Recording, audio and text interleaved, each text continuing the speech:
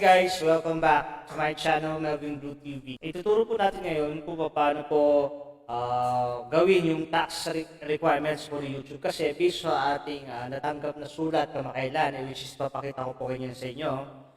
Yan, ito po guys, yan, important upcoming tax changes, no? So, important upcoming tax changes to your YouTube earnings. So, yan po yung sulat na natanggap kay YouTube. Important upcoming tax changes to your YouTube earnings. So, makikita nyo po dito, we're reaching out because Google will be required to deduct US taxes from payments to creators outside the US later this year as early as January 2021. Over the next few weeks, we'll be asking you to submit your tax info in AdSense to determine the correct amount of taxes. If any of this apply, if your tax isn't provided by May 31, 2021, Google may be required to deduct up to 24% of your total earnings worldwide. So, what do I need to do, guys? In the next few weeks, you will receive an email to submit your tax information in AdSense. The online tax tool in AdSense is 6 steps and will ask you a series of questions to guide you through the process to determine if any US taxes apply. For more information on these changes and at least of tax info to prepare. So, kakaroon po tayo ng nakatanggap po tayo ng sulat or link or notification from Google AdSense or from YouTube na kailangan po natin i-input yung mga tax requirements or tax questions po natin. So, meron po tayong sabi nga po dito, it will be a 6 steps process that will guide us. So, may guidance naman po siya. Okay?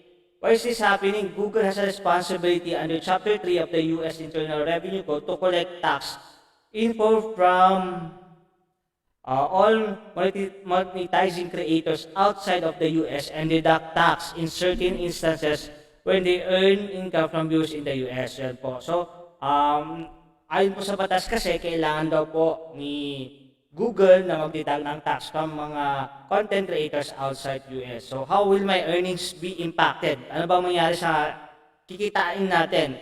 If you provide your tax info, US taxes may only be applied to your monthly US earnings from AdSense. Revenue earned from viewers in the US through ad views, YouTube Premium, Super Chat, Super Stickers, and channel membership. So dito na po maa-apply yung tax natin kaysa revenue earned from viewers in the US through ad views, YouTube Premium, Super Chat, Super Stickers, and channel membership. So taxes may only, okay guys, ito yung pinaka dito, US taxes may only be applied to your monthly US earnings from AdSense. So, sa mga US po na mga subscribers po natin. If no tax info is provided, your tax rate may default to the higher individual backup withholding rate of 24% of total earnings worldwide. To estimate the potential impact on your earnings, follow this instruction. So ang sinasabi po lang dito ni YouTube guys, yung earnings po natin, ang matataas lang daw po dito is yung mga revenue natin na nanggagaling sa US. Like, ads revenue na nanggagaling sa US, YouTube Premium, Super Chat, Super Stickers, and channel membership. At bakit po napaka-importante na ilagay po natin yung ating tax, tax details? It is because, guys, pag hindi po natin nilagay yung tax details natin, baka po mas malaki pa yung pwedeng ma-charge sa akin na tax. Kaya gaya po dito sa sinabi po sa atin, 24% of the total earnings worldwide. So, mas maganda po talaga na ilagay po natin yung mga tax info natin. Okay? So, yun po yung impact nito. So, ano bang mangyayari dito, guys? Ayan. So, ang mangyayari lang po dito, guys, is medyo magkakaroon ng konting kabawasan sa ating tax. Pero hindi naman totally. Pero siya, siguro malaki, ewan ko lang din, no? I'm not sure if there will be tax bracketing or magkakaroon ng tax bracket. Kasi, like, for example, sa iba, doon kunyari sa mga companies, di ba, sa mga nagtatrabaho natin, pag ganito yung tax mo, ganito lang yung tax info mo, ibig sabihin wala nang madideduct sa tax dahil konti lang naman yung kinikita mo. So sana magkaroon ng gano'n na may bracketing na pag ganito lang yung kita mo within the year, for example, is hindi ka na mababawasan ng tax. So may mga gano'n sana mga provisions. But so far, as of now, wala pa po tayong natatanggap kung ano talaga yung impact o yung maging impact talaga. But sinabi naman dito na ang first thing is, ang matatax lang dito is yung mga US revenue natin. Okay? Pangalawa is, kailangan nyo ipasok yung mga tax details natin, ang tax info natin. Kasi kung hindi, mas malaki po, baka po mas malaki yung magbabawas sa ating tax. So, yun. So, ngayon guys, upon going to my YouTube studio, yan, makikita niyo po dito na merong notification dito sa pinakataas. Ito po. Important, creators outside of the US prepare to submit your tax information in AdSense to ensure potential taxes on your earnings are accurate. So, yan. So, US tax requirements for YouTube earnings, yan. Google may begin with holding your taxes. So, ito po yung parang binasa rin natin kanina. Okay? Google is required to collect tax info from creators in the YouTube Partnership Program or YPP. If any tax reduction apply, Google will withhold taxes on YouTube ads from viewers in the US from ad, previous YouTube Premium, Super Chat, and stickers. Meron po tayong ways po. Nandito po yung panoorin niyo po itong video na to para po mas ma-inform po tayo kung ano po yung kailangan natin gawin. Okay? So sabi dito, submitting tax info to Google. All monetizing creators on YouTube, regardless of their location worldwide, yan, are required to provide tax info. Please submit your tax info as soon as possible if you want. If your tax info isn't provided by May 30, Google may be required to deduct 24% of your total earnings worldwide. So malaki po yun guys. So dapat, kailangan mo natin i-comply ito. Okay? You can follow the instructions below to submit your US tax in the Google Note that may be asked to submit tax to everyone. So ang mangyayari lang po nito, okay, sign in po kayo sa inyong Google AdSense, which is gagawin na po natin in a while. Click payments, then click manage settings, yan.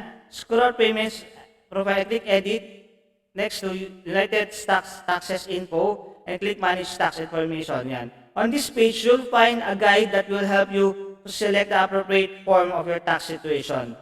Ayan. Sabi dito guys, tip, after you submit your tax information, follow the instructions above to check the United States tax info section of your payments profile to find the tax withholding rates that may apply to your payments. You'll also be able to make any edits in case your individual or business circumstances change. If you change your address, make sure to update the permanent address in the same in both sections. Permanent resident addresses and legal address. This will ensure that your end tax form. So guys, ito lang yung ibig naman sabihin nito na napapalitan naman guys. Okay? Sabi nga dito, you'll be able to make edits. Yan. Pwede naman po natin i-edit yan based on our individual or business circumstances. Okay? Where US tax requirements apply, every YPP creator, regardless of their location in the world, is required to provide US tax info to Google under US tax law. Google is required to deduct taxes from your YouTube earnings from US where if applicable. The tax withholding requirements can differ depending on your country or residence, whether you're eligible to claim tax, treaty benefits, or whether your identity as an individual as business. Creator outside of the US, if you submit tax info, withholding rates are between 0 to 30% on earnings you generate from viewers in the US and depend on whether the country has a tax treaty relationship with the United States. So ito po yun guys ha, pag creator outside the US, ito po yung na-apply sa atin. 0 to 30% earnings you generate from viewers in the US lang and depend on whether your country has a tax relation with the United States. So, sinasabi lang po dito na mag-apply lang yung tax from sa mga earnings na na-receive natin or revenues na na-receive natin from US. Okay? US creators naman, sa mga US creators, Google will not withhold taxes on earnings if you have provided valid tax info.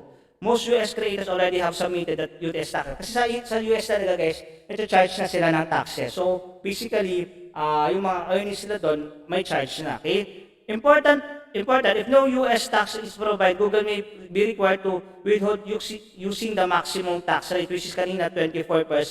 Your tax rate will depend on AdSense account type and country. Business account type, the default withholding rate will be 30% of US earnings if the pay is outside of the US business in the US will be subject to 24% tax rate on the total earnings. Individual account type backup withholding will apply and 24% of total earnings worldwide will be withheld. So ito po yung pwedeng guys na mangyari sa atin pag hindi po natin na-applyan on or before May 31.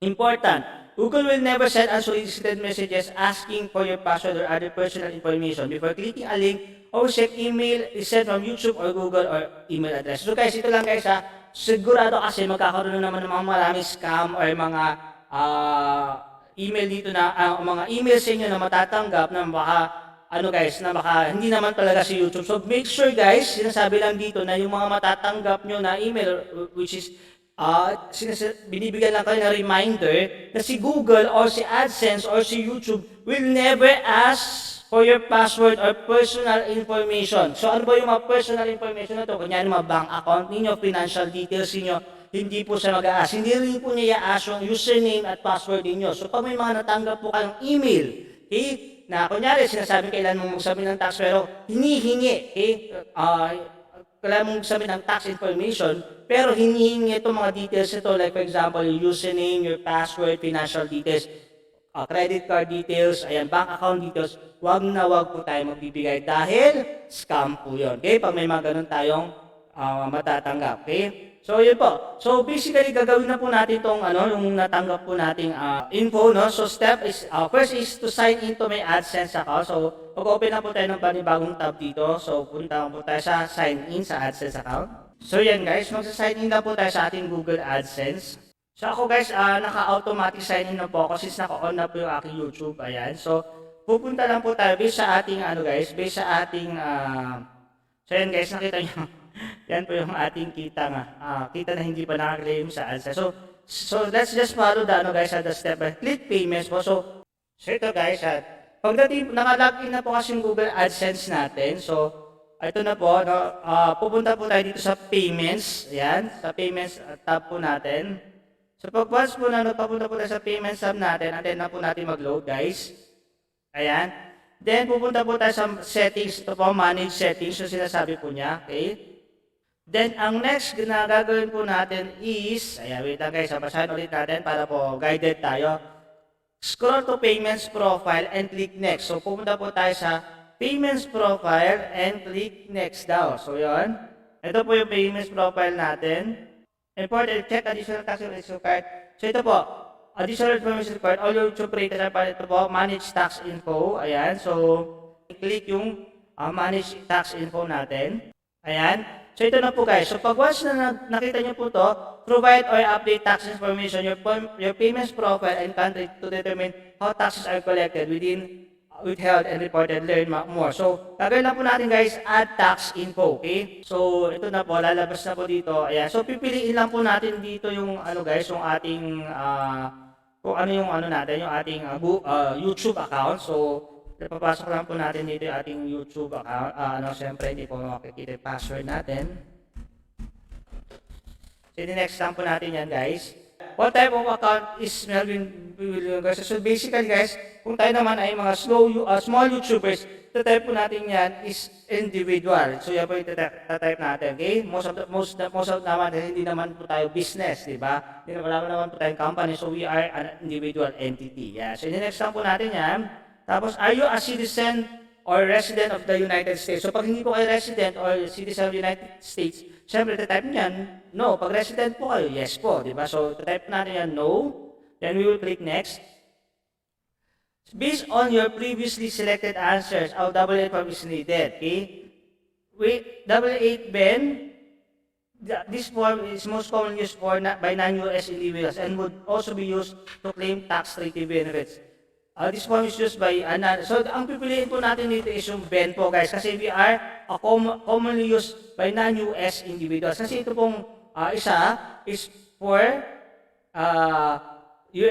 non-US business entity. So like we said, we choose individual dito, so dapat individual naman din po ipipiliin natin dito. So start W8 Ben 4 po, ayan, check lang po natin yan. Be sure this information is exactly the same as your tax documents and the form is signed and by an authorized representative of this legal entity. So, ang kailangan daw nating ensure guys is that the information is exactly the same as our tax documents and that the form is signed by an authorized representative of the legal entity. So, sa akin guys, ang gamit ko is ngayon is yung bago kong yung bigay po ng BIR na BIR Form 2316. So, doon pa ako kukuha ng information ko. Okay? So,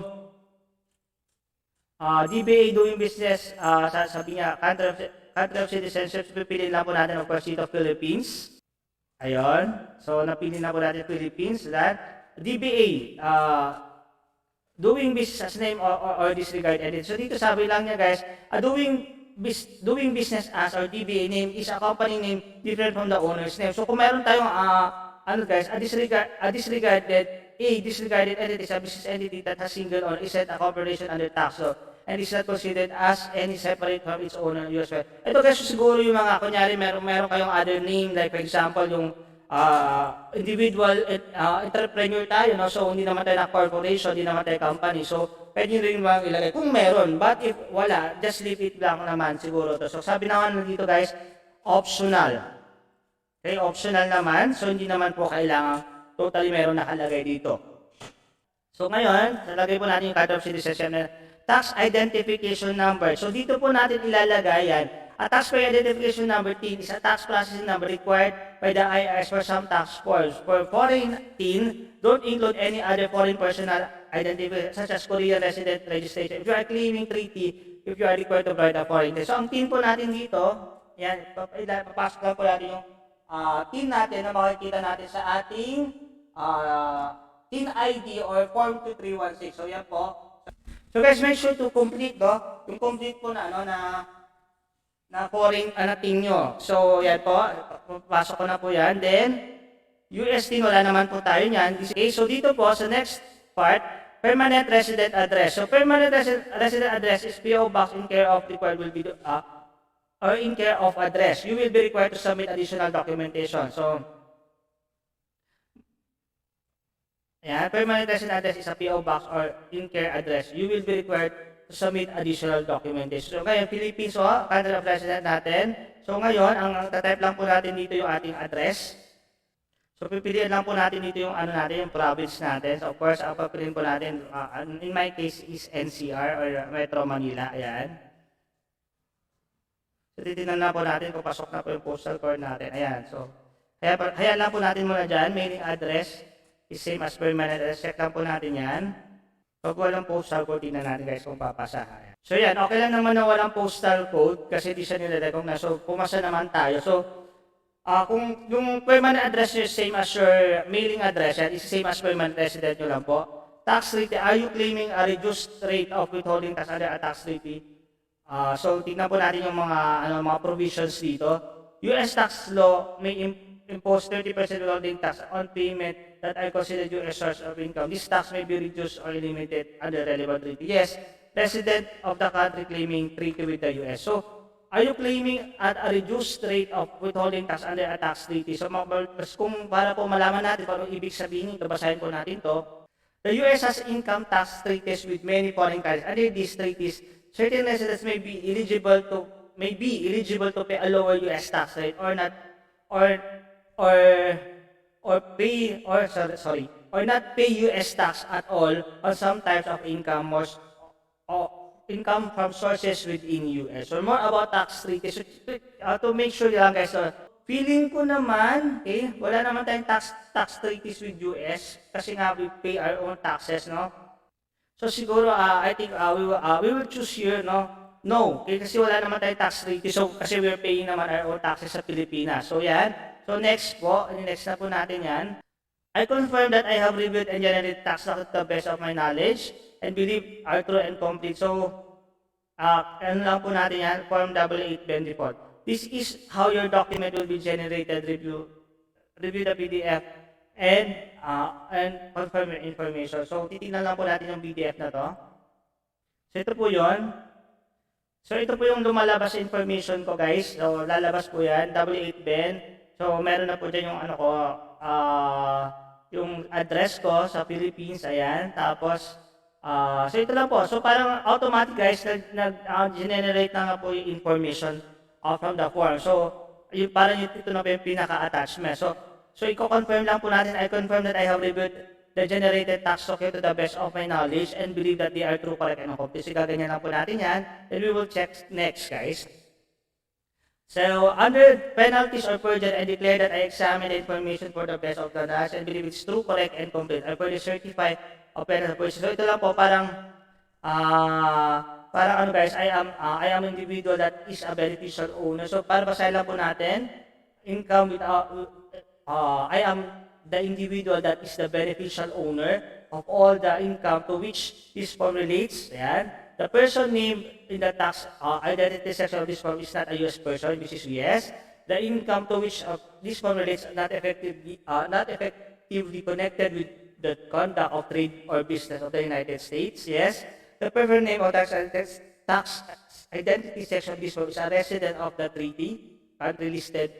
Yan, so yan, listed in the tax treaty section, yes. For broker transfers or barter exchange and the beneficial or is accepted for foreign persons. So yan po. Further, I authorize in this form to be provided to any withholding agent that control, receipt, or custody of the income which I am beneficial owner, or any withholding agent that can be make payments of which I am beneficial owner. So your signature, so lalagay lang po natin dito yung full legal name po natin, which is, of course, sa akin, yung complete name ko po.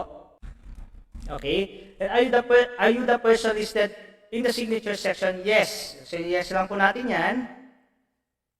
Yes, I am the person listed in the signature section and I am completing this form on my behalf. So yeah, isa-certify lang po natin na tayo po yung nag-complete ng form na to. So pag hindi naman, no, I am signing on behalf of this person listed in the signature section, sasabihin mo lang po, kunyari agent ka, attorney, so pwede naman kasi lalo ito sa mga may mga representation. Okay, so since wala naman po tayong representation, i-next na po natin yan. So yan, activities and services performed in the US.